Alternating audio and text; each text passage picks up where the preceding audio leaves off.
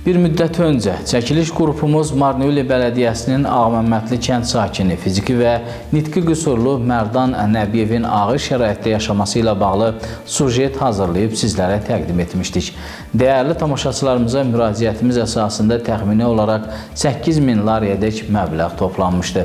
Toplanan məbləğ əsasında uzun illərdir ki, ağır şəraitdə yaşayan Mərdan Nəbiyev üçün hamam və ayaq yolu inşa edildi. Hazırda isə yeni inşa edilən hamam və ayaq yolunun son tamamlama işləri aparılır. Qeyd edək ki, reportajdan sonra bir sıra vətəndaşlar da Mərdan Nəbiyevin kommunal borclarını, istilik üçün qaz peçi və rahat hərəkət etməsi üçün əlil arabası, həmçinin bir sıra ərzaqla onu təmin etdilər. Biz bir daha siz əziz tamaşaçılarımıza, mərhəmətli qardaş və bacılarımıza səsimizə səs verdiyiniz üçün təşəkkür edirik.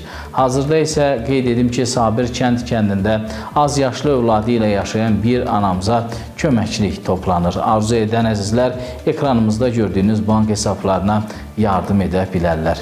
Qeyd edək ki, yaxında 2 körpə balamıza toplanan maddi dəstəklə bağlı da şad xəbərimiz olacaq. Uca Allah ömrünüzə və qazancınıza bərəkət əta etsin.